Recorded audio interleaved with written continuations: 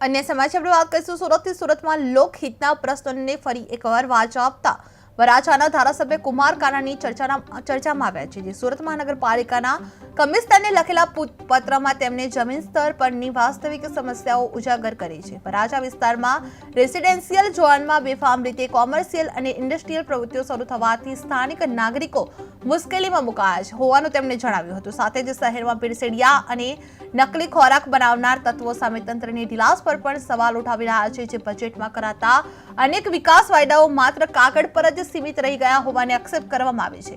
ખાડીપુર ગંદકી, મચ્છરજન્ય રોગો અને સ્માર્ટ સિટી હોવા છતાં બેફામ સમસ્યાઓને લઈને તેમણે સુરત માટે શરમજનક સ્થિતિ હોવાનું જણાવ્યું છે। જે લોકહિત મુદ્દે એમએલએ કુમાર કાનાણી સક્રિય બન્યા હતા। જે સુરત કમિશનરને જમીન સ્તર હકીકતનો પત્ર લખવામાં આવ્યો હતો। વરાછામાં રેસિડેન્શિયલ ઝોનમાં ગેરકાયદેસર પ્રવૃત્તિ ચાલી રહી છે તે બાબતે કોમર્શિયલ એક્ટિવિટીથી નાગરિકો પરેશાન થઈ ચૂક્યા છે। સુરતમાં નકલી અને ભેળસેડિયા ખોરાક પણ બેફામ બની ગયા હોય તેવું જોવા મળી રહ્યું છે।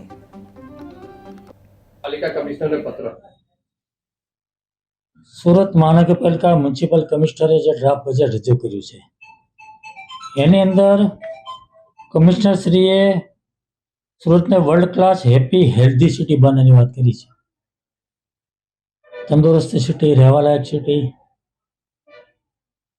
આ વાત જેમણે કરી છે બજેટની અંદર, તો મને એ વાતની ચિંતા થઈ કે રહેવાલાયક સિટી તો ક્યારે બનશે। સુરત શહેરની અંદર દર વર્ષે ખાડીપુર આવે છે, લાખો લોકો હેરાન પરેશાન થઈ જાય છે, બેઘર થઈ જાય, ઘર છોડી ભાગી જવું પડે છે, તંત્ર બી પરેશાન થઈ જાય છે। જ્યારે પૂર આવે ત્યારે ચર્ચાઓ થાય છે, વાતો થાય છે, મિટિંગો થાય છે, આયોજન થાય છે।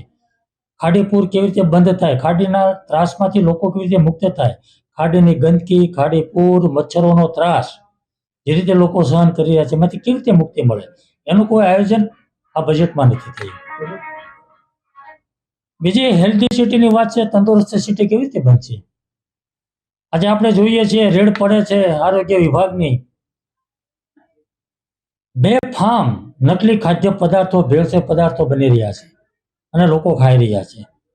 કાર્યવાહી શું થાય છે? રેડ પડે, દંડ થાય, સેમ્પલ ફેલ થાય, એકાદ દિવસ કદાચ પોલીસ કેસ કરે કોઈકમાં તો એકાદ દિવસની અંદર જામીન મળી જાય, છૂટી થાય, ધંધો શરૂ થાય છે। કઈ દુકાન બંધ થઈ, કોના ધંધાઓ બંધ થયા ડુપ્લિકેટના?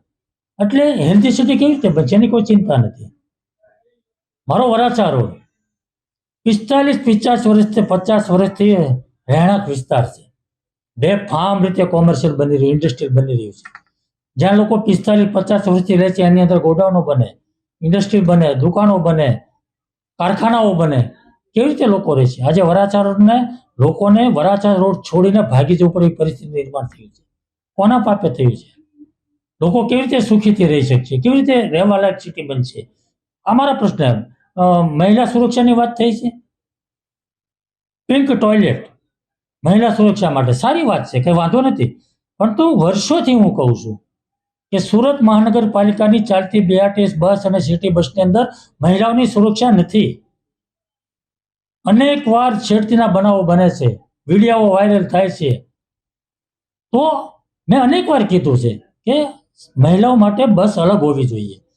એમાં કોઈ મહાનગરપાલિકાને ₹1નો ખર્ચો નથી।